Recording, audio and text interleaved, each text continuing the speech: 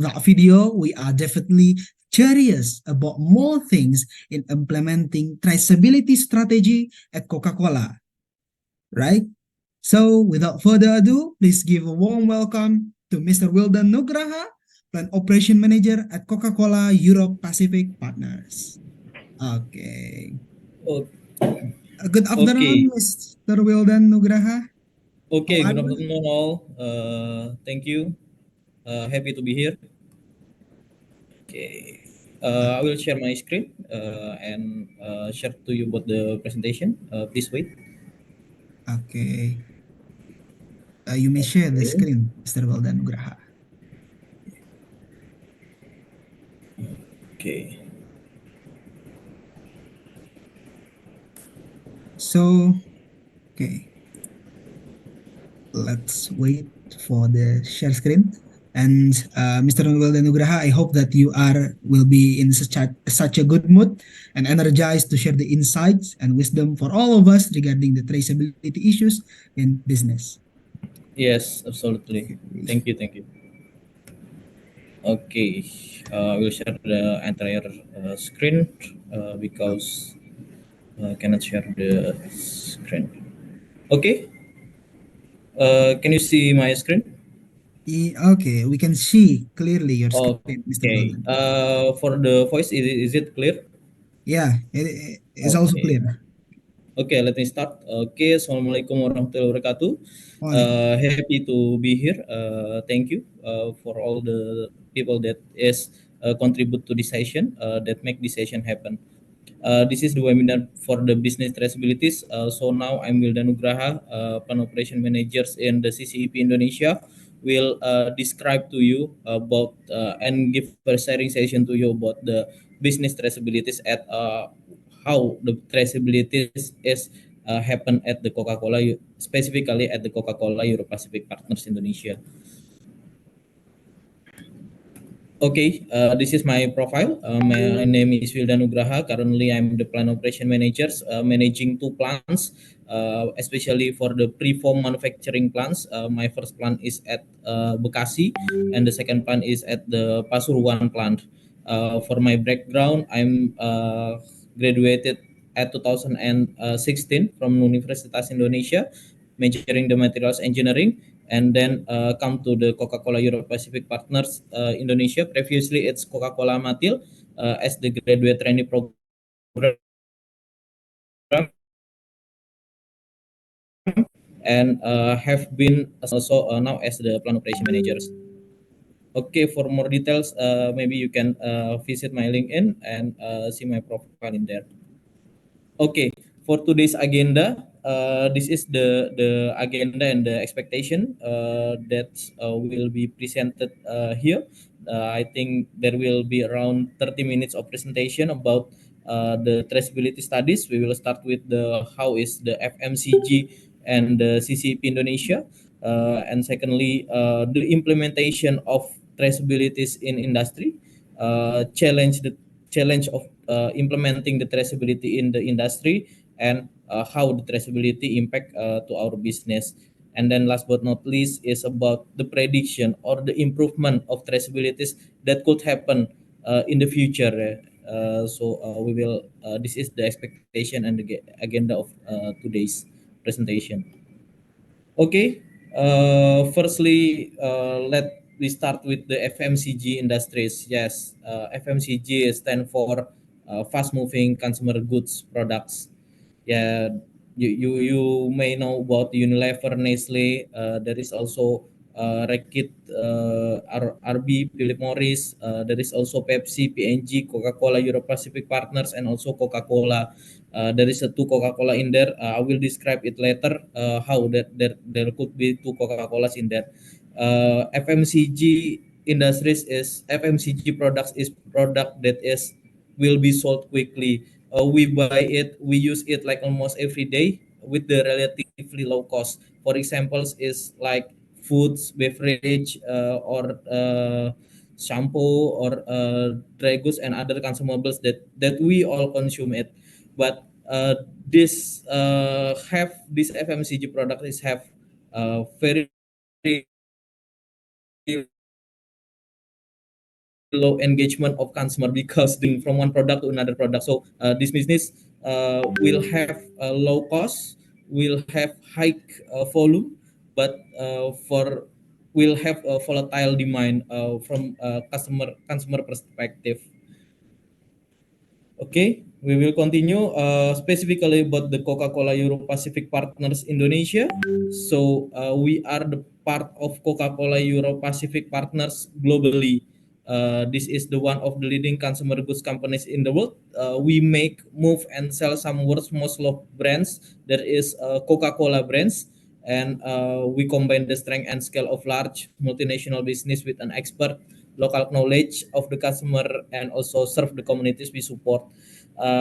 For overall, we are have 600 million consumers every day, 1.75 million customers like our sales partners to grow, and we are working with around 33,000 people in 29 countries, especially for the Coca-Cola Euro Pacific Partners Indonesia.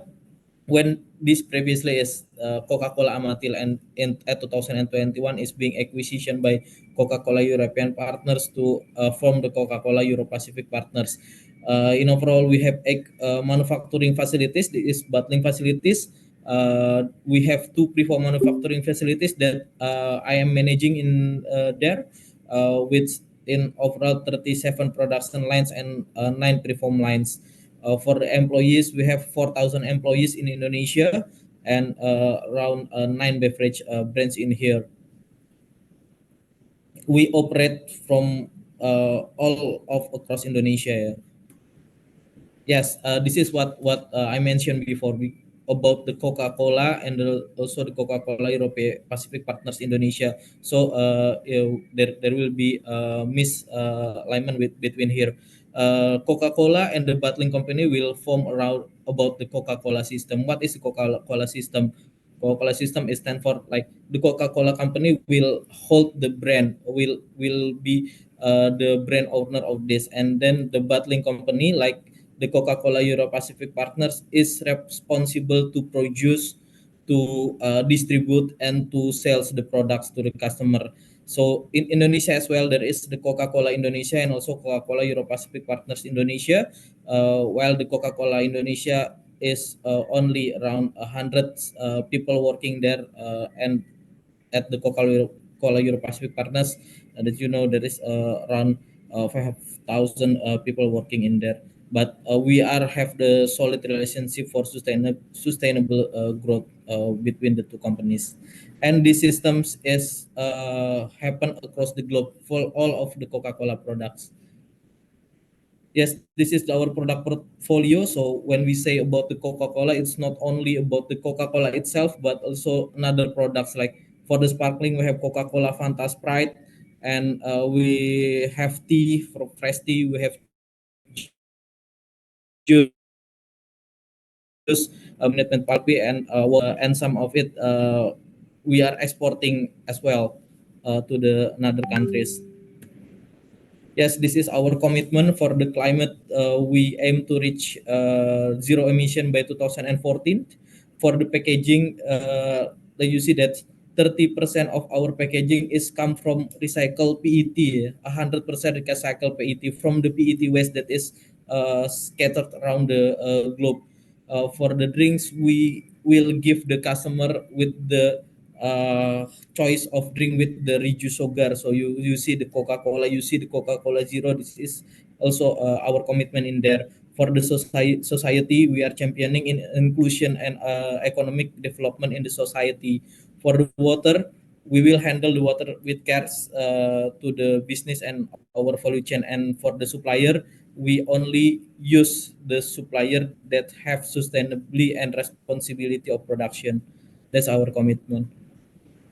This is people. Yes, as you know that people is our most valuable assets in here. So in the Coca-Cola Euro Pacific partners, there's some academy.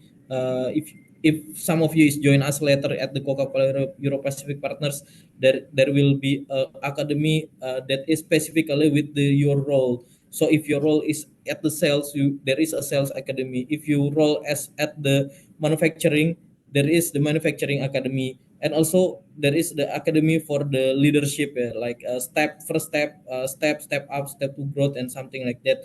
So this is, we have the full complete portfolio of the academy in here, and it is open from the entry level until the highest level of the employees.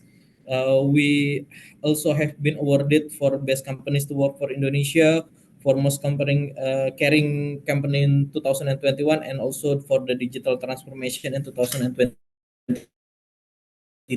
We also have the talent program to keep our talent and to compete in the market. Yes, this is our strength. Also, when we say the we are people is our most valuable asset, but we also have the strength of the diversity of the people that is working in CCEP.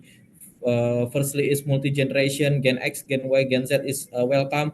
Also, disability is welcome in here, but and also can have the good to reach their full potential. We have also gender diversity. For example, we empower and support women across the CCEP to improve our gender balance between men and women in the management roles, and also we have a culture and heritage to trust each other at the company. Yes, that's the introduction of the Coca-Cola Europe Pacific Partners. So then now we will go to our main topic about the business traceabilities. Okay. Yeah, I think some of you is now about this business traceabilities. Business traceabilities for myself is the ability that you have to track the product from the origin until the consumer. So that's the business traceabilities. For the easy for the example of the business traceabilities that you can see at the, especially for FMCG products, is putting the barcode. Beside of putting the barcode, you will also putting like uh, date code. Yeah, if you have a product in your hand, if you there's some product or some food products, you will see the barcodes in there, and you will see also the date code in there. That's between the expired dates, there also manufacturing dates. That will also a code. Maybe you didn't know the codes means, but that is really critical for the traceability. So in a simplest way, business traceabilities, you can say as well about the barcoding of the products. It's I think it's same with that, with barcoding the product. Why we are doing the business traceabilities is firstly for the quality control, for especially for the food product, food or beverage product. The traceabilities is really critical for the quality control, because it's also become the audits, to for us to pass the audit, like food safety audit, and also for the ISO audits. So this is really critical to have the traceabilities on our products. Secondly is for the risk mitigation.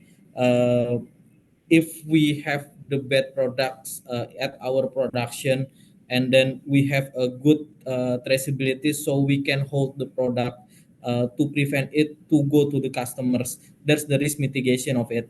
And also faster shipping or release. For the manufacturing activities, there will be as also the way that the quality team will need to do the rechecking of product before it's released to the market, like quality checking. If you have the good traceabilities, you will easily find the product that you will need to be verified. So there will be a faster shipping and also faster release for the compliance and requirements as well, and also for the recall management. That's the function. That is the background of why we are doing business traceabilities. In terms of types and where it is used for the business traceabilities, we can differ it by three, but it's all is parallel, or is not going one by one, but also happen in all of our chain. like the chain traceabilities. This cover every stage of bringing a product from raw materials to its final delivery. Sometimes when we are having the products from the origins to the customer, there will be many company between the chain. So we use the chain traceabilities, like there will be a concentrate plant or a syrup plant, the manufacturing plant, also transported plant, transporter company, and we need to share the data to if to get the proper traceabilities between these three entities of company. That's the chain traceabilities. Secondly is the internal specifically is more in the activity, like it at the production, like it on the only specifically for the one lines, to track the products, to track the particular products that you want to see and search of the products. So this is the internal tracing, to track a single process within their own facilities. Like if you producing a Coca-Cola batch something, and then you see the parameters in here, there is need to be rechecked, and then you are seeing that products. That's the internal traceabilities. And also forward and backward traceabilities. Forward is your products to the customers, backwards is your products from the origins. So you keep all the data, and you, if there is one products to the customers, you may have to give the information about the production process, about the origins, about the movement of products. That's more complete. This is better for the forward and backward traceabilities. And where it is used traceabilities, especially for food and beverage production, there is a must for food and beverage, because the products it's consumed directly to the customer. So food and beverage production must have the traceabilities in the systems. Secondly is for the healthcare, specifically if you have the surgery with hip surgery, and you replace it with the like the material, so the materials will have the code or the traceability in it. That's in a healthcare. And also in the medicine, there is also the strict traceability on there. For the manufacturing process, like I mentioned before, especially specifically at the internal traceabilities, we are using it. And also for normally is for to track performance of the maintenance, to track the performance at for the parts that you are installing. You need to have a good historical traceabilities to get it restocked, to get it to track the performance of your repairment. Sorry.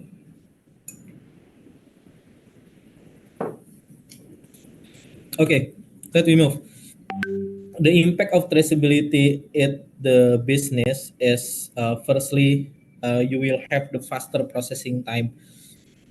Tracing within a business can help to improve productivity and processing internally.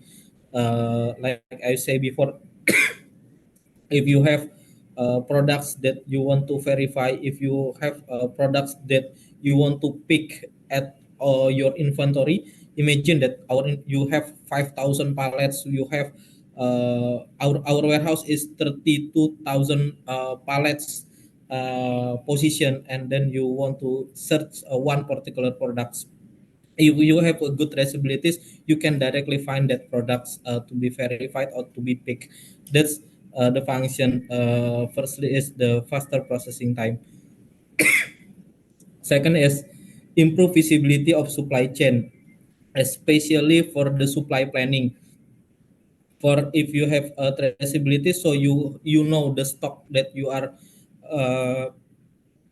you are hold. If you know the stock that you are keeping, you are know the capacity of production, you are know the production that is running, and you can match and balance between your stock, your production activities, and also the demand.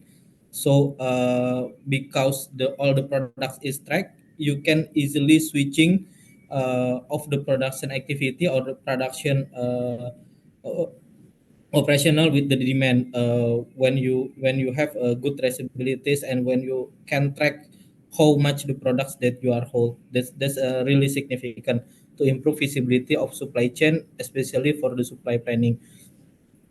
Third is reduce faults and error by providing transparency to the manufacturing process.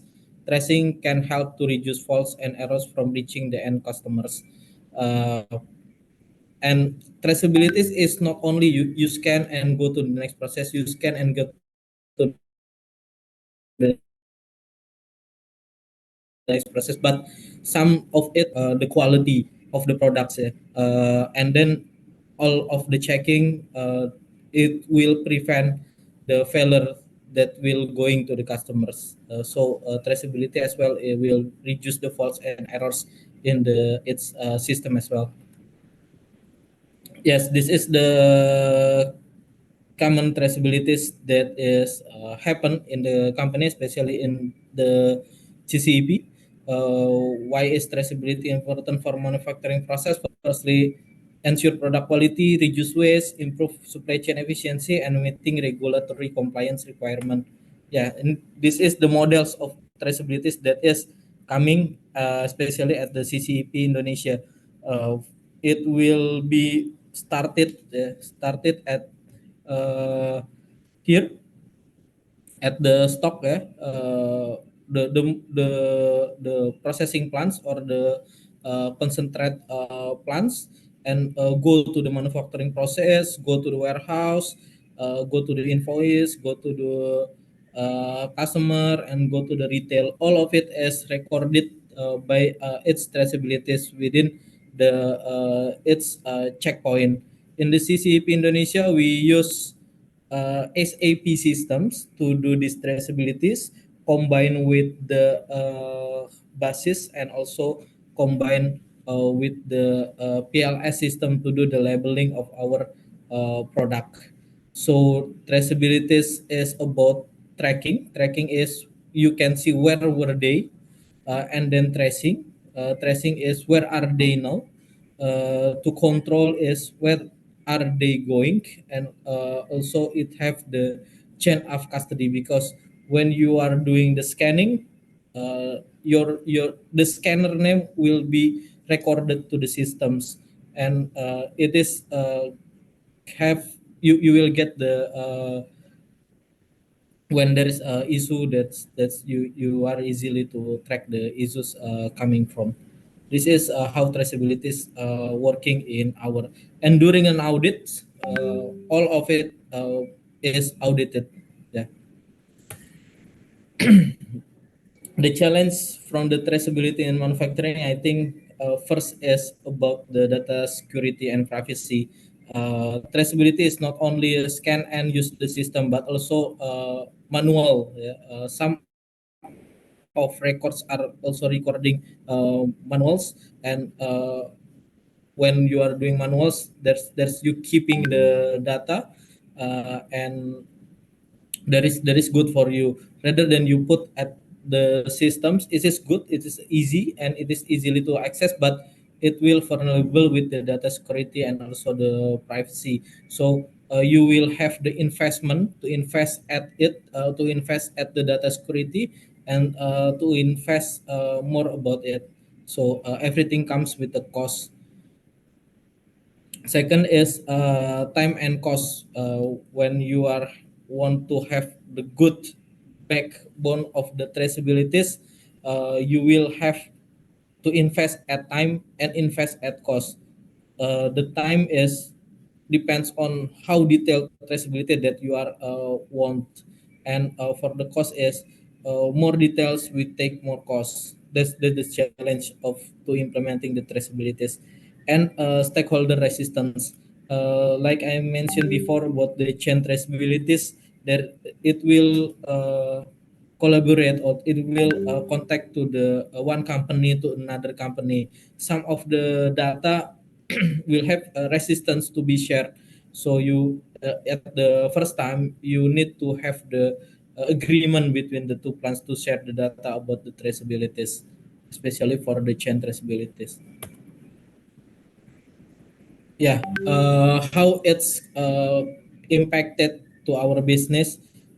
First is to ensure compliance, because if we don't have the traceability systems, so we cannot be certified like ISO, we cannot be certified for food safety. So it is for the compliance. Second is for the quality control, like scanning or barcoding. You also ensures the quality of it, so it's will be beneficial for you. And then if there is some errors at the parameters or some errors at the your products, you can easily find the products to do the verification. Then it will prevent the products to go directly to the customers, lowers the risk of product recalls. That's I'm explaining before. When there is bad products, the traceabilities will prevent it's going directly to the customer. So it is the lowers the risk of the products recalls. It's also manage relationship, especially from the customer, from the manufacturer to the customers. So it will improve your customer engagement about your products. And also by circumventing the costly mistakes, you can save money and time. Imagine if you have uh, failure at your products, everything your products, for this, if this is the beverage products, and then you don't have the good or proper traceabilities, then if there is a one products failure, you need to hold whole products or a whole batch. This really will consume more money and time. And then it helps locate and resolve inefficiencies, because the data will, you can get the data, and you can see the data, and you can see what is the process is inefficient in your business when you are doing the traceabilities, because your data is directly coming to the systems. Yeah, coming to the last parts of the traceabilities, this is the prediction of improvement in the future of business traceabilities. You know, the changing the especially at the artificial intelligence, machine learnings, and advanced analytical tools is really fast. Yeah, I think it's also will impact it to the traceabilities in the near future, like when you are doing traceabilities, you are putting the data to the systems, and you can assign like one algorithms of artificial intelligence to detect the data, to study the data, so you can use that uh, to make the demand, to predict the demand in the future. And there is how the artificial intelligence is using the traceabilities, is using the data that is at the system to predict the future. In the CCP as well, we use this to do the demand planning. We use the artificial intelligence and also the machine learnings. So this is not as well the prediction, but it's already happened in the industries. Secondly is retail robots. Imagine that you have one big warehouse, but there is no one is working over there. Yeah, it's happened at many warehouse. Some of our warehouse is also have the retail robots on it.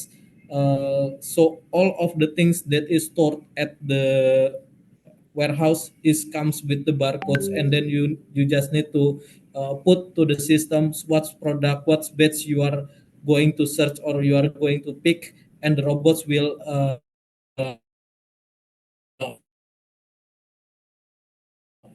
get it to you. So then the robots will don't have the abilities to tracing the products. So you are installing or you are teaching the products with the traceabilities data.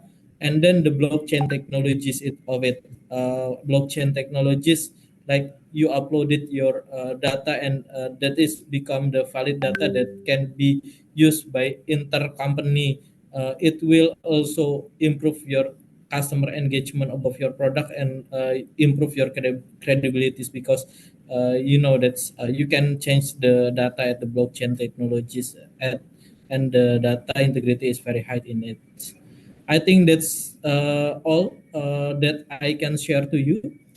So if there is any question, happy to hear your question and to answer your question. Thank you.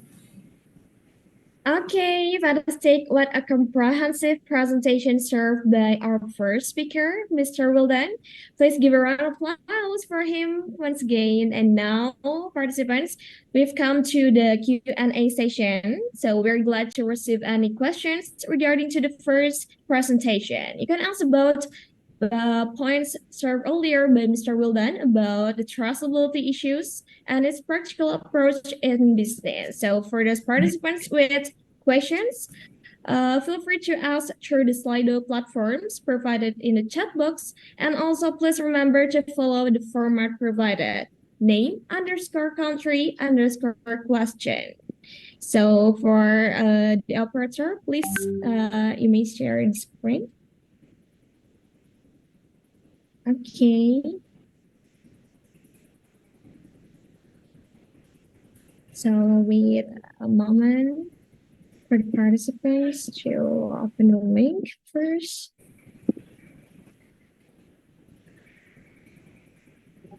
Okay.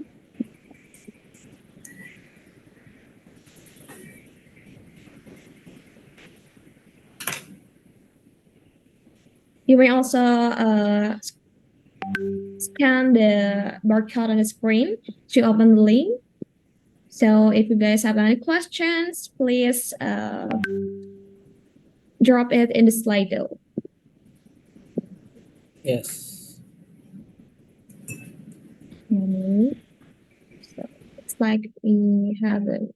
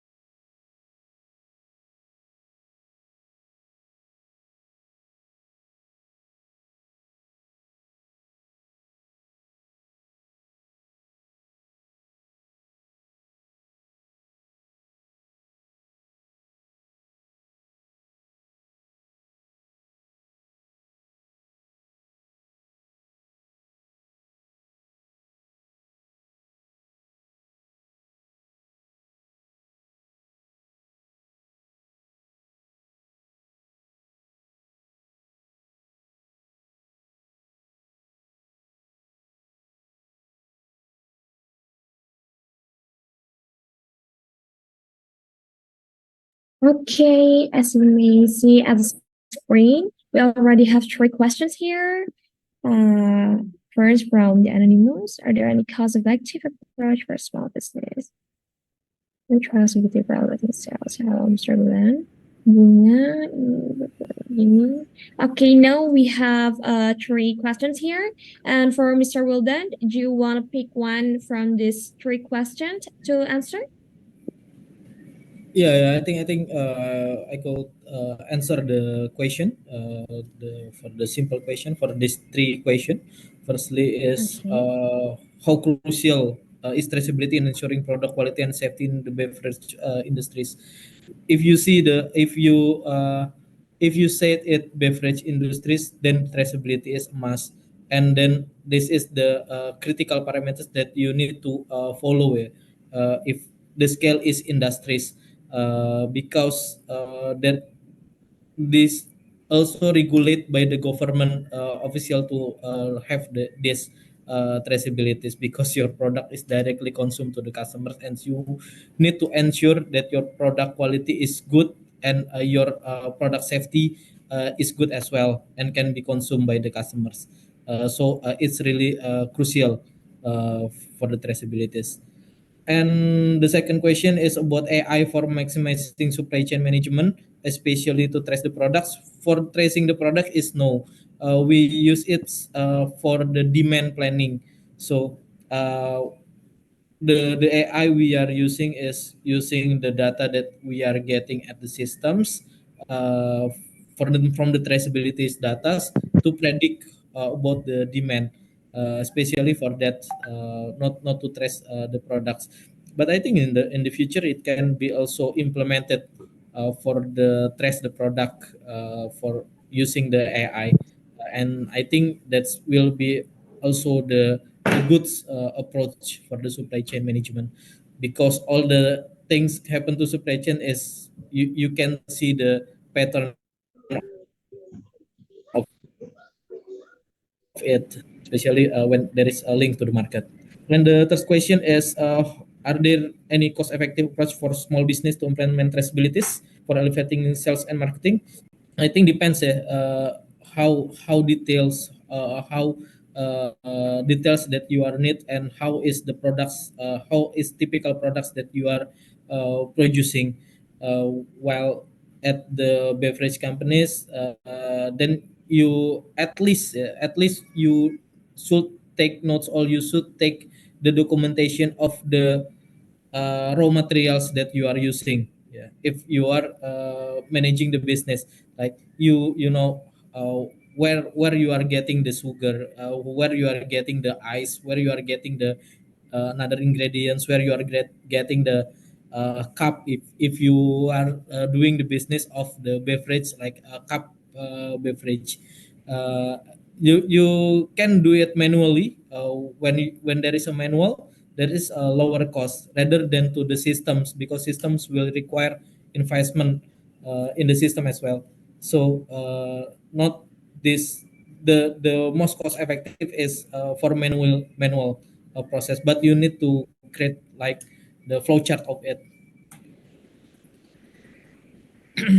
I think for the next question is business analytics, data analytics, AI become common.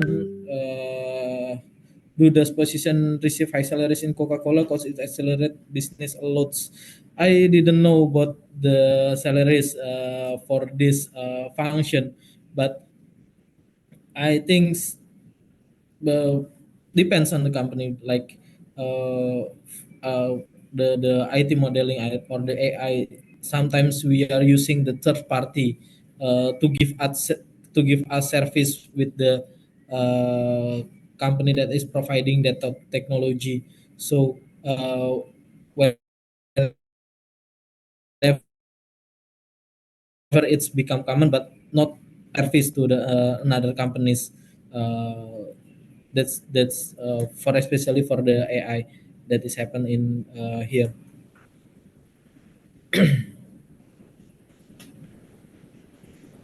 Okay, so that's it. I guess we no longer have any questions regarding to the first presentation by Mr. Wilden. The But is there any other people who got questions about the first presentation? Okay, no. So yeah, apparently, since there's no other question, the last question about the traceability and AI earlier is a closure for the first presentation by Mr. Wildan. But don't worry, you can always reach out our speaker on social media. And again, thank you so much, Mr. Wildan, for Thank you, sharing thank your you, thank you so much. knowledge and answering the question. That was for question. That was quite a lot there. And now we're jumping to the conclusion. Over to Anja. Okay, throughout this webinar session, we've learned about how Coca-Cola Euro-Pacific partners in Indonesia thrive over decades, and also we've also learned about traceability. Traceability is defined as the capacity to track a particular part, product, or component throughout its development process to its final application or destination. And there are three types of traceability that usually conducted parallelly. And therefore, traceability would result in faster shipping, maintaining product quality, and mitigating risks. And the implementation of traceability in FMCG industry would be conducted through flow processes. And lastly, in the future, traceability will involve AI, machine learning, blockchain, and other sophisticated technologies for its mechanism improvement. Yeah, that's all for me. Okay, so that's it, our conclusion for the first presentation by Mr. Wildan. And now, as a form of our appreciation, I would like to present the certificate from IBSC 2023 to Mr. Wildan for his contribution as a speaker in this business evacuation. Thank you so much, Mr. Wildan, for sharing such an insightful knowledge with us. And the certificate will be given by Miss Anandita Salsabila. Miss Anand, you may give the certificate. Thank you so much, first of all, on behalf of IBSC 2023. I would like to say thank you and send all our gratitude towards Coca-Cola Euro-Pacific partner of Indonesia and Mr. Wildan as our speaker, sharing about a lot of insight about how traceability can be implemented in a multinational company such as Coca-Cola. Thank you so much, Mr. Wildan, to spend time with us in this beautiful afternoon and to express our gratitude. We're giving a little gift, an e-certificate, and hope this will be a memorable event for Mr. Wildan. Thank you, thank you. Thank you so much, and thank you, Mr. Wildan. Yeah, let's take documentation first. Okay, I'll give you the cue and the operator. Please be ready to screenshot the screen. And 1, 2, 3, go. Okay. Okay, once again, thank you for your time and valuable sharings, Mr. Wildan. I hope this may bring you a lot of hope and inspiration. And I hope to see you in another time, Mr. Wildan. Thank you very much. Okay, and now before we move into the next session, a friend in your mid time, especially in this super duper hot weather, only one cincau cap panda bikin seru momenmu. Ngapain lagi ya? Dibikin seru aja. Puter cincau cap panda. Lep kunyah. Yuk putar seru momenmu. Okay, thank you, Cincau Cap Panda. And now, after knowing about traceability, Bilkis, don't you think we should know too about how to manage the marketing of a product? Yep, definitely. And hence, now we're moving to the next session with our second speaker. Here we'll be having a discussion about marketing, the art of elevating sales, I'm sorry. But before we jump into the next discussion, let me introduce our speaker first. So here's a little bit about his background and qualification. Operator, please. Okay, so participants, as the second speaker, now we have Mr. Juverdi Eko Prasetyo, usually goes by Mr. Eko Prasetyo. And he currently is head of creative and strategy at Akaraya, creative collaborator agency based on South Jakarta. And getting his master's degree in graphic design and communication at Chelsea College of Art in London, he's now an all-around agency guy with lots of experience. Before getting to his current position, he also has experience as account executives at Redmark, account manager, and also senior DMSA enabler at Right-Hand, and also many more. And with a decade of experience and hard work, he gained a lot of achievement and certification. As you can see, Bronze Award for LBA at 2015, and so many more. So that's it, our second speaker for today. Okay, currently, without further ado, please give a warm welcome to Mr. Joverdi Eka Prasetyo, Head and Creative Strategy at Akaraya. Okay, good afternoon, Mr. Joverdi Eka. How are you? Hi guys, good afternoon. I'm very happy to be here. Hope you guys all right there. Okay, also in a good condition, and I hope you Awesome. are in such a good state. And Yes. we also would be excited and can wait for your presentation. And yeah, okay. Yeah, Okay, so cool. I think everyone is excited to see what Mr. Eka has brought for all of us today. So, Mr. Eka, without any further ado, the screen and time is yours. Okay, let me just open my deck and wait. Shoot. Share screen. Hi. Say I cannot start share screen while the other. Or is someone sharing my screen or?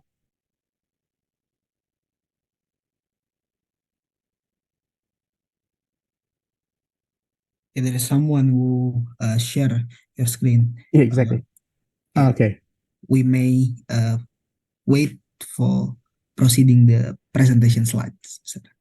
Okay. Okay. Awesome. Thank you very much. Okay. So I know it's already about 2:30 afternoon, but I usually greeted my colleague and my partner and my business clients with the GM, everyone. So good morning. So everyone should have a up cheer kind of feeling. So next, as I think the team already go next, the team already sort of briefly discussed who I am. Yeah, I'm Eka Prastio. I'm currently head of creative and strategy at Akaraya Creative Collaborator. We are a digital marketing consultant based in Jakarta. We've been in the business for about 12 to 13 years, is roughly a give and take. And our mission is about actually empowering businesses. So we deal with from financial, insurance, tobacco, healthcare, many things to empower their business through digital innovations. Our services currently have three branches. So we have a strategic ideation. So we're crafting marketing strategy, we execute marketing strategy, and then also we do performance marketing. So we do run ads, we do display ads, and so digital, many other things. And for the last 1 year, we've been developing our products, kind of membership products that we think we hopefully launch within the next couple of months, hopefully before the end of the year. But yeah, that's what we do normally in a day-to-day basis. So if you go next, so we started from the name of the theme of the presentation. It's Unleashing Customer Insights, the art of elevating sales through traceability marketing. To be honest with you guys, the first time I heard about traceability marketing, it's quite a very uncommon, actually in my opinion. But I think it sort of triggered me to find out more, and then like, wow, it's a new term that I kind of learned. I don't think we usually say in a day-to-day business meeting. So it's something new, but I kind of learned a lot within the last few days.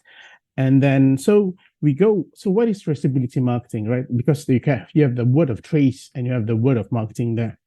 So if we go next, it's actually I'm trying to put very simple words because sometimes terminology would be very hard to understand sometimes. So I'm trying to very kind of simple terms.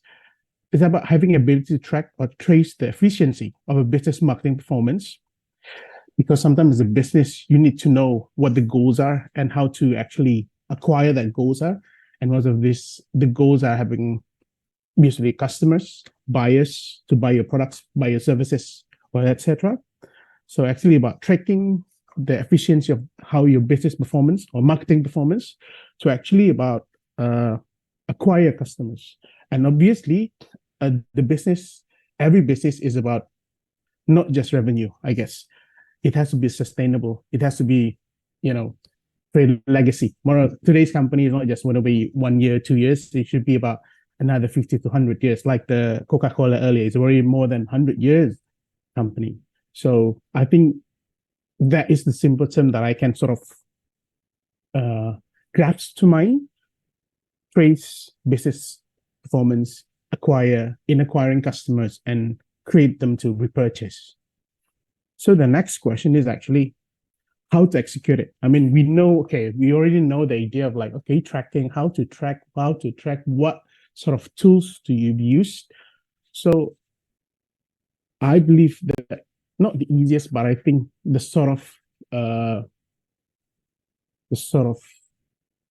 in line with the idea of marketing is using marketing funnels, because with using marketing funnels, you already find out the journey of a customer from they know your product until they purchase, and the idea about they want to repurchase your brand or your products or services. And obviously, as any business, they will have a KPI. There should be a metrics. There should be a goal, each of the marketing funnel should have a goal of what sort of things you want to achieve. Therefore, hopefully, if you do that incorrectly, the business will have a sustainable longevity existing in the market. So how to use the marketing funnel. So next, I think most of you guys probably already aware with the marketing funnels. So we have an awareness. So whether the brand is sort of, people getting to know you, and they have a consideration where actually you are triggered and you want to find out more about your brand or your product or your businesses. And then the next bit, the conversion, where the customer like, okay, I think I want to buy it. I want to buy the product. I want to buy the service. I want to drink the Coca-Cola. I want to drink any other things. And then the next bit's about loyalty, where actually, if you buy the products, do you want to keep buy the products? Do you want to, the products give you a satisfaction? Are you unsatisfied with the products? I think that's where the business will have a turning point. And then the next bit is about advocacy, whether actually the people who buy your products or the people who use your services, will they refer it to your friends or family? Will they have if they have a satisfactory experience, will they refer it to your friends? Or if they have unsatisfactory experience, will they share it to their friends or even in social media? So that's how I sort of lay out the customer journey from the awareness to the advocacy. Obviously, we need to find out the KPI metrics for every single phase. So if you put in go back a bit, Sulis. Thank you. Cheers. The awareness, you have a views, maybe. So how many people view your video, view your content, view your social media, and how many people say create a conversation. Say, I think it's a very common, you have the, what you call it, the S3 marketing. Yeah? If you see it in the USS feed or Vocative or Vice, like, oh, the S3 marketing ni pasti. That's create a conversation, right? Or like a certain brand create a buzz. Like I think yesterday there was something about the blue people, and like, who is the blue people in the subway or in the MRT or actually in the bus di Transjakarta? Like, oh, okay, they actually the certain brands. Like, okay, that's the conversation, and how that conversation actually creates and then create a buzz within your competitor. I think it is something that we can track, or actually we can trace how successful we are within that period or within that stage. And then the consideration about the click-through rate. Say you're saying you want to sell a service or product, and then this usually you redirect them to something. Say from your content in social media, you'd redirect to your website. Say if you want to purchase the services, find out more in our website, or currently serving a property developing. So whatever they do in the social media, in the website, whatever, it goes to the WhatsApp. So their goal to us, or their target. So they gave us a target, like, okay, you need to achieve a certain leads, because we sell a property. If no one see our ads, no one's going to buy our house. So like, okay, then that's the leads, where actually people who want to buy the properties, and then they find out, go to the WhatsApp, and then I want to see this housing. I want to see how much does it cost. Actually, I want to buy, how much it costs. And then, so those are sometimes, even today's with the digital marketing, I think leads are very hard things to do. Even, especially if you buy a property, it's not something like 100,000 something you buy. So it's a billion and above kind of thing. So again, it's a very hard thing, but sometimes we need to do that because the business or the demand is actually there. And then there's a conversion. Obviously, the business needs to have a conversion because that's the sales, that's the revenue, that's the metrics that want to give you the make it or break it. Say, if you're not going to be able to make sales within within the next 3 months, the company might be going to collapse. So those are the awareness, the concern, conversion. That's where the make and break it. And then the loyalty. If someone's already buy a product, like I said earlier, say, or to buy a Toyota Kijang, the most common one, Toyota Kijang, when they buy that, what sort of response do they have actually of this? When they share this, when they have this, when they're driving this new Toyota Kijang, how do they put it in social media? Do they, oh yeah, I love the interior. It's actually, the soundproof is actually better than my previous car. And then it creates a good sentiment. But even sometimes people buy a certain car, they were like, oh, okay, I can hear noise coming from outside. Is that a good thing? So we need to find out whether do people really love our products to be able to determine whether they want to repurchase your brand or actually want to buy and then create a complaint. And obviously, like I said, the advocacy, whether they want to actually refer it to other people.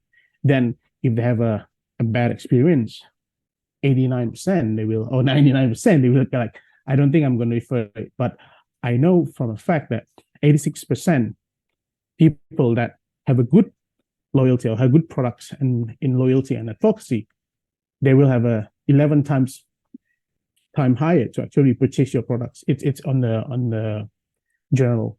So yeah, this is the marketing funnel that I think how to trace every single performance from the beginning of every product hitting in the shelf or actually about launch, create the awareness until the advocacy. So if next, you might even probably find out this about called the CA and CX, the customer acquisition and customer experience. So next, the customer acquisition is the awareness and the conversion bit. And then the customer experience is where the loyalty and the advocacy. For my examples, I'll bring about 3 examples today. 2 is from my companies. 1 is from not my outside studies. I would focus actually on this. Why I need to focus on the CX? Because we know exactly person who already buy, sometimes they already at the guts, they already trust about the brand. They already believe on what you're offering on probably from the model, from the graphics, from the pictures, from yet whatever. They already believe that they belong to that brand or they belong to that certain products. And when they purchase it, if they have a bad experience, it will, everything goes out way. That's why we need to create what I call is a marketing loop. Next. Because every time you purchase something or you want to buy one thing, people who already purchase something, say you buy most of the people that I know own an iPhone from Apple, always going to buy an iPhone. They're not suddenly going to log out to Android because they think like, no, I'm already in the ecosystem. Because I already have my iPad, I already have my MacBook, I already have this because I want to be in the ecosystem. The ecosystem creating that sort of a soft, what I call a soft power to give you that idea of I need to repurchase another iPhone when I'm upgrading because you have a trigger that, and obviously I think Apple always have a good customer service, at least in where they're from. I mean, I don't know whether here, but I think Apple as a brand always have been a good customer services with the Apple Store, with the Apple Genius, with Apple Specialist, whatever. So that's why I think Apple is a good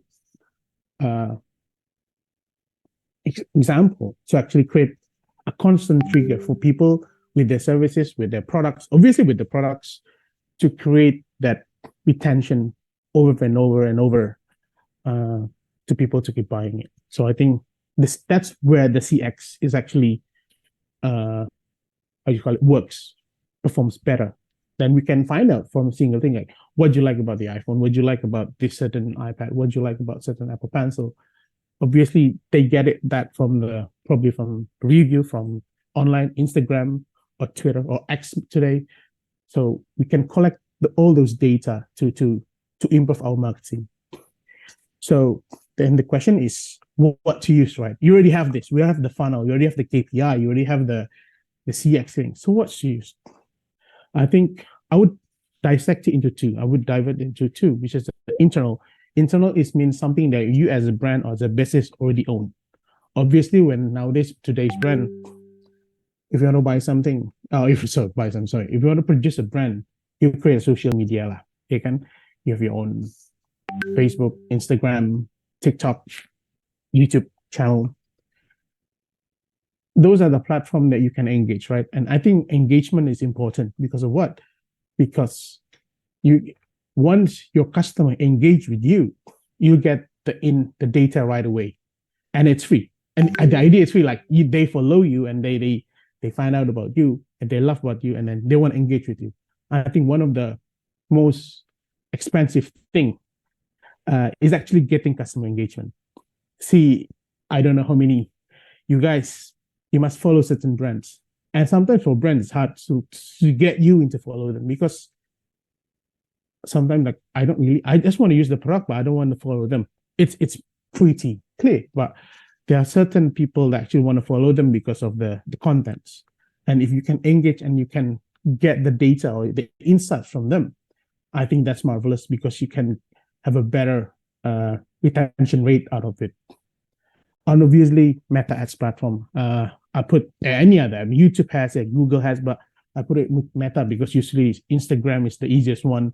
You just put on your phone and then you can send the ads to everyone. You have all the age, the demography, SES, whatever. And obviously online survey. What online survey is, you can use a very, we do it normally usually with Google form or even have a type form kind of thing. So anybody can do that. Even SME businesses can utilize that. And the next bit, the external. External, obviously, this is the paid services. Outside of your social media account, there is analytic tools, say like Social Blade, Iconosquare, that you have to purchase, subscribe monthly basis. But it has a better sort of dashboard. It gives you a better insights, your competitors' insight, and your competitors' contents. Everything in dashboard. So in Meta, you need to do it manually by one. This one is because you pay, you have nicely laid it out in front of you. But sometimes not a lot of brands, or probably not SME brand, want to use it, so that's fine. But another thing is social listening tools. The social listening tools is about basically tracking every single conversation that happens within the Instagram, Twitter, Facebook, if I'm not mistaken, major news outlet. And then they can sort of tracking it and then give it to you in a dashboard to find out about. I'll give you an example about social listening tool later on. But basically in your dashboard, you'll see the whole conversation. What do people talking about your brands or your competitors? So you can basically digging so many information, whether it's good rap, whether it's a bad rap, or it's a neutral, but you can utilize it further to escalate your business performance. You get a better ads. You get targeted at the different person that you think, oh yeah, I think this kind of SES or this kind of demographics might have a better interest towards our products. So that's the social listening tools. And obviously the last is probably the paid survey. I'm sure you guys already common with the name of like Jackpot, who regularly what you call that, uploaded their reports, so that kind of thing. Or you can use with the research agencies, but obviously research agency, you have a quality and quantity survey. Sometimes for brands doesn't have that luxury of time, like, okay, I need to do it by next week. I mean, if you go to research agency, you will have another a month to just prepare. So yeah, those are the sort of these two category classification that I think can be utilized to get tracing your marketing performance. Next is my project examples. So the first bit is Tokopedia. So we do a 1 year, about 6 months to a year conversation about social listening tools. So this happens on, I'm not sure if I'm not mistaken, it's 2018. So it's a Mulai Aja Dulu campaign. So they want to find out, they want to validate whether actually the Mulai Aja, because the Mulai Aja Dulu initially is for the customer. So if a customer wants to be something, they want to start cooking, they want to start to get healthy, they want to start, touch up themselves, they want to do whatever they want to do. Mulai Aja Dulu with the things they want to buy from Tokopedia. So what I say, this is from a social listening tools called Digimind. It's a Singaporean-based social listening tools company. So we can see this. So if you see from the left side, you have a listening, right? The what, where, the 5 WH questions. So those are the conversations that happens on the monthly basis. We do it in a monthly sort of report kind of thing. And then at the bottom a bit, you see the word of cloud, baju gamis, berat badan, bioskop, January, Shopee. Obviously, why Shopee Bukalapak is there because of we put them as a conversation. We want to find out how much conversation happened for Tokopedia compared to Shopee, compared to Bukalapak at the time. And then in Tokopedia only, what sort of conversation happens? Turn out mostly talking about there was a new features bayar PBB, if I'm not mistaken, or IKTP, or even bayar paying for STNK, and highlight about new resolution. And then from that, we find out how Mulai Aja Dulu is actually related to this sort of conversation. And then, interestingly enough, if you go next, the Mulai Aja Dulu is actually used more by the seller. They're like, if you wanna kalau mau jadi cantik ya mulai aja dulu pakai ini. Like, if you wanna be ini mulai aja dulu pakai direct. And then from a Tokopedia standpoint of like, hey, how suddenly a campaign that's supposed to get it at your consumer, the B2C, suddenly is utilized by the mitra, the partners. Because that's kind of interesting because Tokopedia has its own sort of partners campaign, like start selling from whatever Tokopedia, because we don't know what happens in the campaign, but they're kind of okay. So there's something this is not the direction that we want to proceed, obviously, because how suddenly a campaign targeted at consumers being used by the partners, and then we agree at that time because we saw our competitors, the head-to-head competitors, always Shopee, right? And then one thing that I realized within that 6 months period, Tokopedia campaigns always changing almost every 3 months or even 2 months. Like, that's not good for your brand health or brand health, brand recall, if you want to call it. Because Shopee at the time constantly for a year or 2 years with the always goyang Shopee, with the very orange, I would say, probably cheesy. Some would say cheesy, like with the goyang, even with the baby shark, even with the, I cannot remember who were the BA, then brand ambassador. But for whatever reason, the continuous content of doing the goyang Shopee create the brand recall and awareness higher than the Tokopedia. And we conclude that I think Tokopedia needs to be constant, because again, from the awareness until the conversion, you need to be constant. You have to have a constant message, not like a doctrine, but in a way, like you need to be constant in your consumer. Like, hey, we are a brand that offer you this and this and this and this.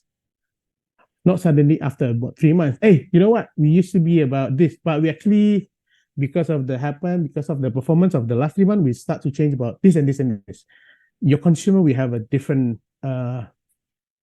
We will get confused. Why suddenly this brand talk about a certain matters instead of the previous matters? So we need to be constant on our communication. Next, I bring you a Kimia Pharma official. I'm sure for you guys, Kimia Pharma, it's like a very old school brand. Obviously in Bandung, yeah, they have like 1,500 if I'm not mistaken. It's like the local apothec in pharmacies in Bandung because they're headquarters there, right? And then in that year, about 2019, they want to be seen as a new brand because they have Watson, they have Guardians, they have what else? Yeah, Guardian Century. Yeah, those sorts of brands. They want to rejuvenate themselves, and they want to open a new business unit for online store because they didn't have Tokopedia, Shopee, Bukalapak outlet yet at the time.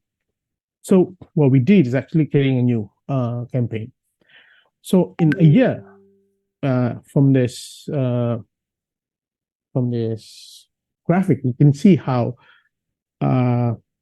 during the Akaraya, during we consult with them, the queries of Kimia Pharma is getting higher because we took it from a Google trend. So the Google trend, if you guys probably are aware, is about how the intensity, right? The higher it is, the more intense people are actually looking for it or tendency to open it. So during our time, the intensity actually increased higher. So that's a good sign. But if you're from a business point of view, okay, I have a good awareness. Okay, I have a good reach, whatever you say, it's good. But how is my revenue? Obviously, we talk about revenue, right? And then go to the next bit. So we next. So we see how secondly, we targeted with the promo Kimia Pharma. And then you see on the right side here how the promo, so because we do have a monthly promo, the intensity of people looking for promo Kimia Pharma is more intense than the previous timeline from the 2018. Because, okay, the graphic shows that, but does it really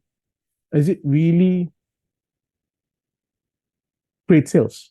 The business people will say that. We'll ask that questions. Obviously, that's why. And then we create promo. And then the next bit is how, so we track how the promo Kimia Pharma is related with our contents. This is what we believe is validates. This is how we trace how a certain campaign is actually increasing your awareness, increasing your consideration, and increasing your sales. Because every month we have a sales. And then, so once you create a promo, we see the trend is higher.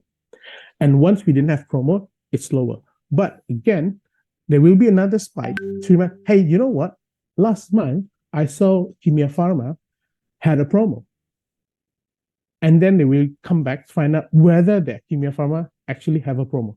So it creates cycles. That's why it goes back to the idea that I say a marketing loop, right? How it creates a trigger for consumers to sort of, hey, you know what? I've seen a promo. And then the next month, like, whether they still have promo or not. See, okay, they will remember that. So I think it was a good effort for the Kimia Pharma to mention that. Because then obviously because it happened in Tokopedia and Bukalapak and etc. The people their I would say the e-commerce manager will have a better sort of understanding on what sort of products should be promoted every month. It should be different because if the same, people would get bored, right? Okay, last week I bought a micellar. I wouldn't buy another micellar water in the next month. Right? It should be a highlighter or foundation or probably a supplement or something else. So in this bit is how your contents, the right contents, is actually improving your sales because of the trends of the keywords. And then the next bit is, again, we try to dissect. We're tracking back again what sort of contents actually do people buy or actually they read or engage with them. One is obviously in social media, they give away promo is always has a better performance, and then sales. But interesting enough, the product benefits. So if it's say this is Marks and Fairness, if I'm not mistaken, and then we always have what we do is we have a headline and then the benefits of the products, and when you slide to the last bit, it's always a promo. So we try to get them to find out, okay, this actually the product have a benefit for you. It might be cleanse your face better than the last product you use. And then actually there's a promo within the next few days. So you might save this and you can check out on Tokopedia in the end of the week or in the end of the month. Like today, like the last payday sale must be everywhere, like Shopee, Tokopedia, Lazada, Zalora. Today, within the last month, usually have this crazy promo. Okay. And then the last bit examples I have is actually Starbucks, because we don't get Starbucks, but I just love how the Starbucks actually have a good, what I call is CRM, customer relationship management. Because I remember Starbucks used to be at a card, but today's is an app. And then I don't know, but I know this because I studied, but the idea is they use it in a very, I would say, organic or natural way to trigger you to actually go from the green to the gold star, to from an amateur to become a very high status, and then to keep buying Starbucks. Nonetheless, what Starbucks are for, but somehow Starbucks, if you go next, Starbucks has this grade of how, from a tiered loyalty, how to encourage you to earn stars. Okay, buy now, and then you get 20% off. You have even with the tumbler discount, even they have the weekend sort of buy one, buy drinks, food, get a toll, something. So it's incentivizes you to repeat purchases. And obviously personalization. Sometimes you will get a different message. I remember that because my wife has Starbucks apps and we have a different rewards. Like, hey, do you have this? No, I don't have it. Because how could you have had that and I don't have it? Like, I was like, hey, oh yeah, there's a personalization there. Like, that's great because they know exactly that she likes, say, that her caramel, something macchiato latte, I don't know. They're like, okay, but they didn't give me that sort of, because I'm the Americano kind of guy, they didn't give me that promo. And obviously with apps integration, it's easy. You have the card and you have the apps.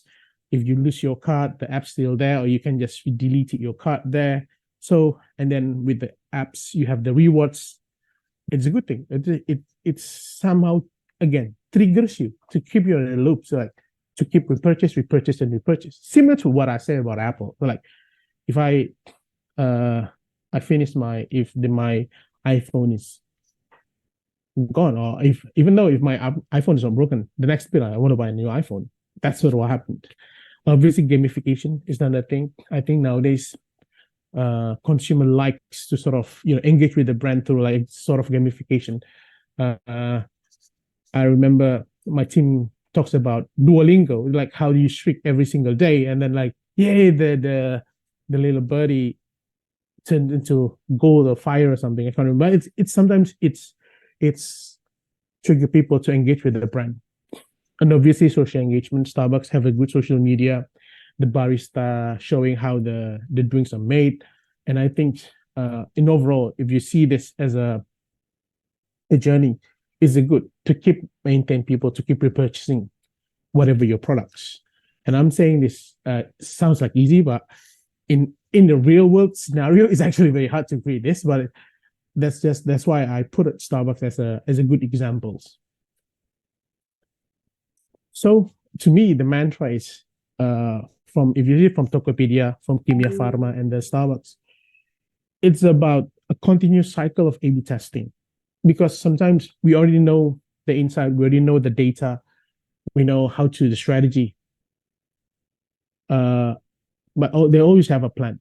We should have an alternative plan. We cannot just go for one plan for, say, 6 months. If we knew a campaign, the trend is downfall within the second month, we should create a different approach. That's why the A/B testing should be. I always use A/B testing because say, oh yeah, the data saying that, but sometimes there are things like, oh no, my feelings. And it's hard when you use the feelings because it's not backed by science. My feelings go that way. No, that's why the A/B testing is important. And obviously, being agile, you need to if you see the trend is down for okay, we need to we need to go back to the drawing board and then find out whether, I would say, the things to be improved, not the wrong way, but things to be improved, and improve it in that bit, and then do another A/B testing. And obviously, as a brand or even the businesses, we need to innovate. I think you see it in Coca-Cola, how they innovate to sustainability, how they, we know as a society, tends to have a lower sugar intake. It's considered to be healthy. That's why they put it that way. And obviously, as a brand or as a businesses, you need to be stay relevant. And this is something that I sometimes even feel myself.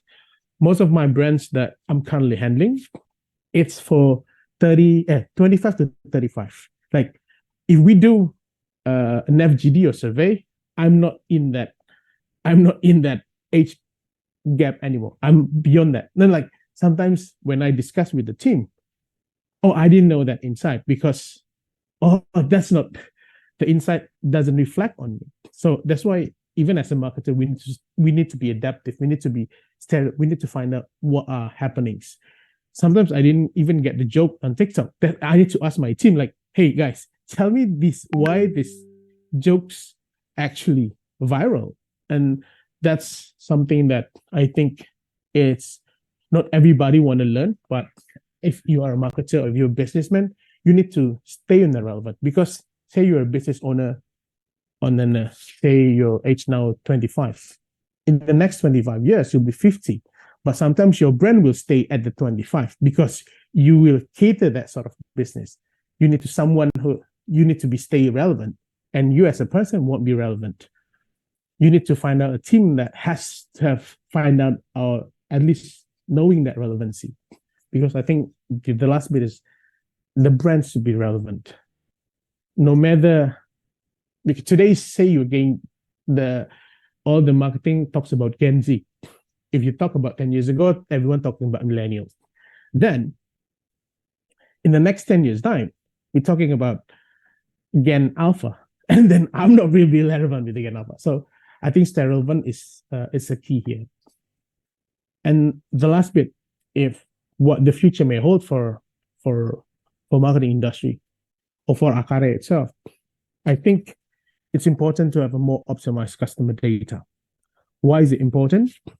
Because currently, what we have next, you guys may already know about this. If you do sign in Facebook, Google with ads targeting, etc., Facebook, Google, TikTok, any other things, Meta, have those your age, demography, interest, behavior. That's how you serve your ads, right? I mean, if you're just looking for a New Balance 1990 V6, the next bit you open a Compass or TikTok, or not TikTok, well, any other website that you go through, or say a Vogue magazine, you'll be delivered with a New Balance 1990 V6 because they have the data.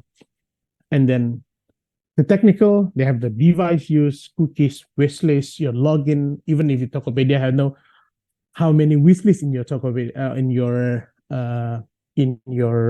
keranjang, in your cart. And then if you put that as a wishlist, I'm sure the next time you open your Instagram, your sponsored ads will be at least similar to your wishlist. Or something is either the same or similar because they're already tracking that. And even the transaction history. But I think that's not enough. I think we should have a optimized customer data mesh. Why? We believe in creating a transparent consumer experience ecosystem. Because sometimes I know it's why suddenly this certain brand come up. I don't want like this certain brands to come up in my ads. So we want to create a transparent experience ecosystem. So it should be agnostic, where each brand have the capability to find out what a certain individual actually owning or wearing or what. So each brand or enabling brand to better understand and deliver personalized, relevant solution or products and services. This might be sound of very utopian ideas, but we as a business also believe Even the earlier the speaker said about the blockchain technology, AI, and I think we're going into that direction. This is an example that we're trying to figure out as a businesses. We go next. Say a user owning a New Balance, a Nike. So you have three users: a New Balance, Nike, and Adidas. Today's we don't know. We're very sure whether the New Balance is owned or is wear by him or not. And it's the idea is just okay. Say Eka bought the New Balance in the store, and that's it. Mau? Tapi itu sesuatu. Sorry. Hah? Sekarang? I'm sorry for the operator. Please mute these participants. Berarti lu udah keluar daripada kamu lihat ini merah itu. Bye. Yeah. So I think with the next technology, we should have a transparent ecosystem, and then ownership, and building super fans and loyalty, because we believe that if brands have the chances to see, say, Eka from head to toe owns a Nike has a chance to give a better experience to serve Eka to stay Nike. But we can also can give opportunity to Adidas and New Balance to create a strategy how to make Eka actually convert from Nike to Adidas or New Balance. So it's a very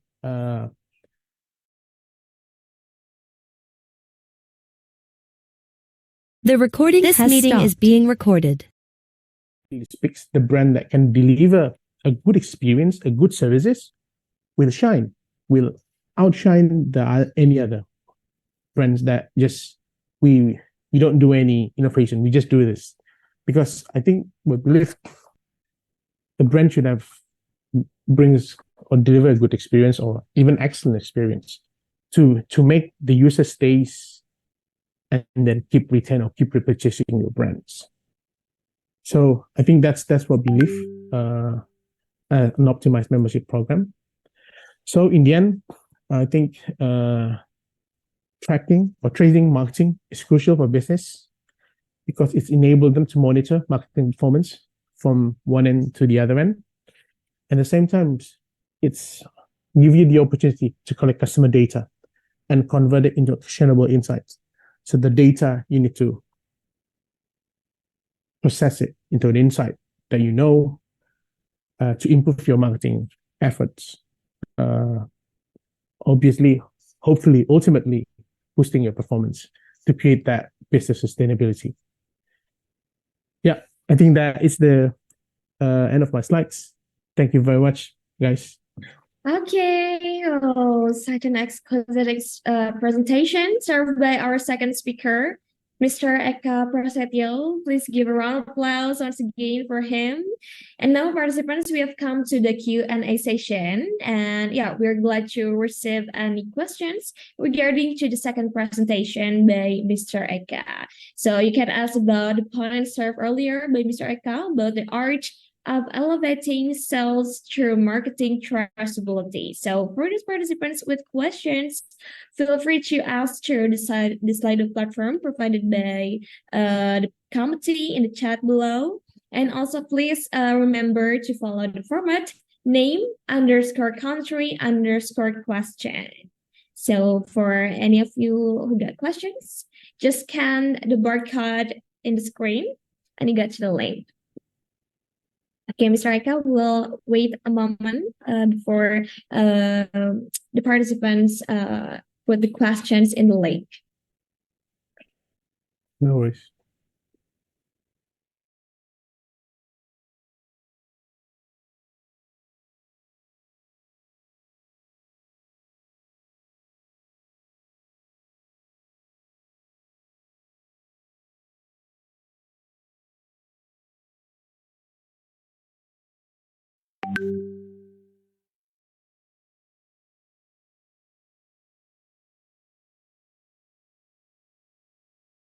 Okay, now there is a question from Anonymous. How can business leverage traceability data to make informed strategic decisions and adapt to changing market trends? So, for Mr. Eka, you ready to answer this question? Sure. So it's about how can businesses leverage traceability data to make informed strategic decision and adapt. Okay. I'll answer the first one bit. Okay, so I think the data is today's today's saying is the oil is the new data, right? It's not just the normal liquid oil, but today's data, consumer data, is actually the biggest oil. That's why from the last 10 years we've heard a lot about the big data. I think it's important to use that, and sometimes it's even harder to actually to dissect, to categorize data. But that's why I think AI can help them. But I think one of the methods can use is if we talk about the CX first. I'm not talking about the CA, how to acquire, but I think the CX. We could use sort of the RFM methodology. So if you have your dashboard of person that or consumers that buy, say you have a dashboard of mothers buying a formula milk, and then you can use that RFM strategy, and then do the data cleansing and do the date. From there, you can see the habits of this mom, how often they buy this certain milk. Do they buy in a bulk or do they buy on a monthly basis? We need to look at the data, and then after that, what we could do is actually, we know the market is changing, but I think the beneath the consumer habits doesn't changing a lot, I guess. In my experience, the insight should be the same. If we talk about mothers from 50 years ago to today, the insights is the same, but parents will do at any cost for the benefits of the children, because that's what parents insight. I want my kids to be the best, to have the best. So we need to use that.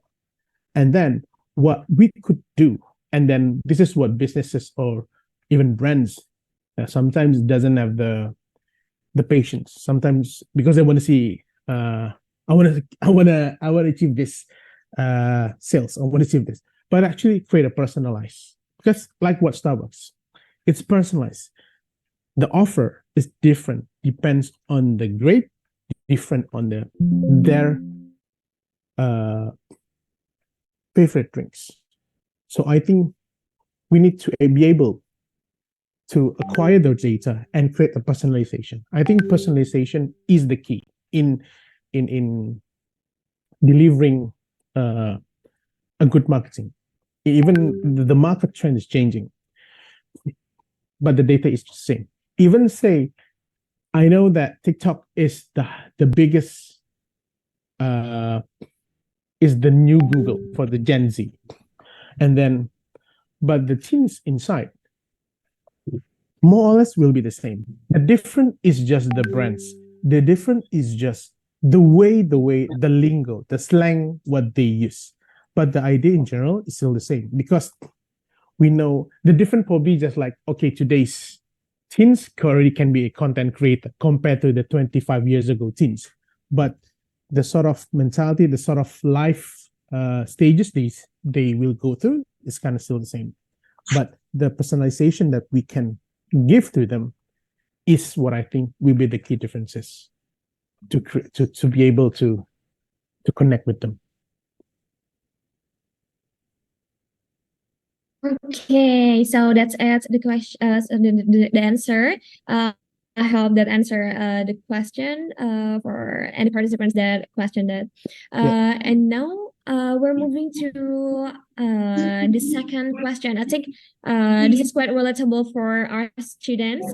Hello, I want to ask: are there any cost-effective approach for small business to implement traceability for elevating sales and marketing. And this is also quite similar with the last question, how to improve a little business or UMKM. You may answer the question, Mr. Cost-effective approach for small business to implement. See, okay. In my opinion, or in my personal experience, I would go digital first instead going offline to create. I mean, I have an offline presence, either that in your house or in your cost. Yeah, I would say we go cost, but just you don't have to open a shop. I think you don't have to open a shop today. You can go digital, and then, but the idea is actually, I would say, learn about the meta ads, and then probably invest a bit in the social analytics. I think it's still the way to go. Even if you don't want to invest in the social analytics, the meta ads give a dashboard had a ridiculous information that you can sort of digest. But I think probably learn about sort of Excel is the best thing to do. So because I'm totally bad at Excel or whatever Google Sheets, whatever they call, because in that bit you can recap all your data, sales, and you can project on how the trends or the sales in from certain channels, which channel is to be used, and then hopefully with the data you can boost your sales. But I think go digital, go ads, and then go hyperlocal first. Go to what you think is the right audience, but obviously you need to invest in what I would say create creative. I mean, pictures, product photos, and etc. Because you won't if you just put say bawang goreng in a white background, no one will buy it. But I think probably even what you guys need to do is actually have a good story. What this bawang goreng represents. If this bawang goreng represents about equal opportunity for something at the farm, I think you create another demand there. Or this bawang goreng is cooked by or a limited farm to table kind of thing, then it will create have a good story, and then go digital. I think it can go big. Okay, so that's it for the last second, question. yeah. Yeah, apparently the second and also the last one due to time constraint. Okay. Apparently. Okay, and yeah, once again, thank you, Mr. Eka, for answering all the questions. And yeah, once again, unfortunately, due to time constraint, No the worries. last question earlier is a closure for the second presentation by Mr. Eka. But don't worry, you can always reach out to our speaker, Mr. Eka, on the social media. And again, thank you so much, Mr. Eka, for sharing your knowledge and yeah, again, answering the question. It was quite a lot, actually.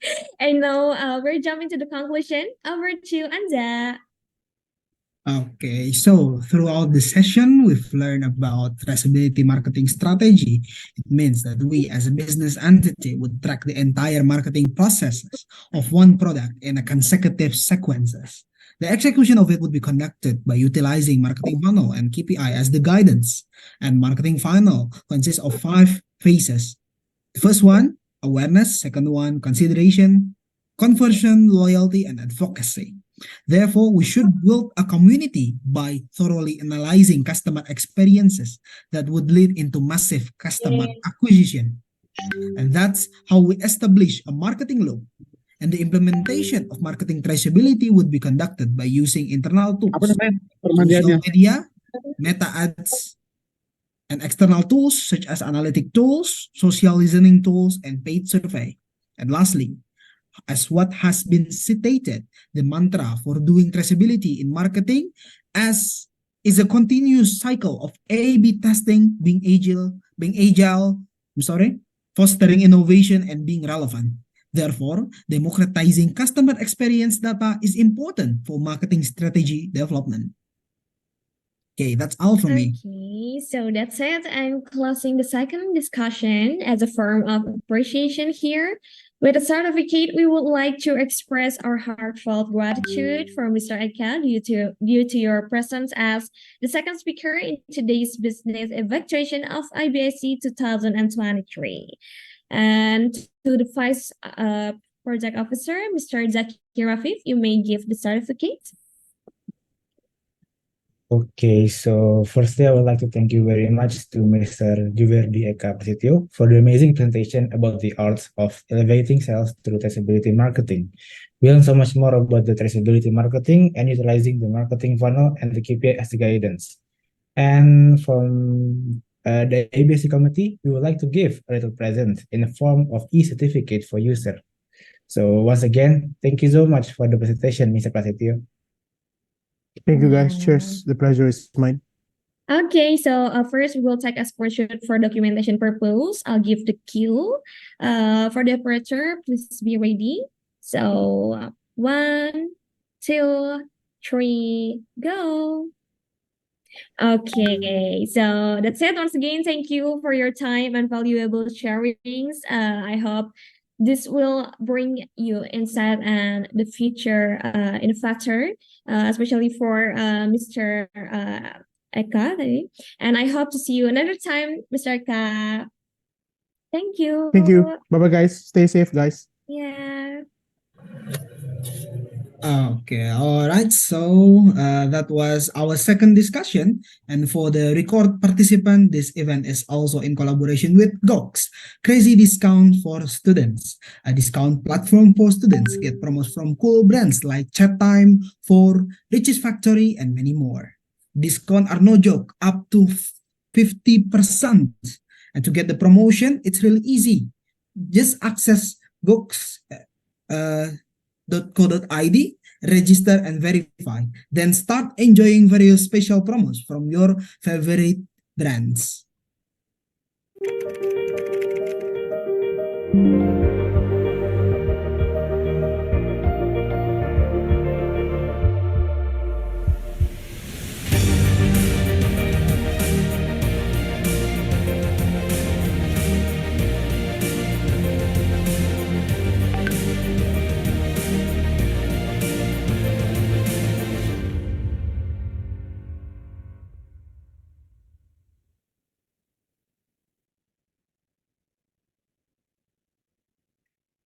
And participants, don't forget to join IBSC business case competition letter registration because it's still open until 31st October to operator, as you can see as a screen, and with our case contributors, Samsung and Max Coffee.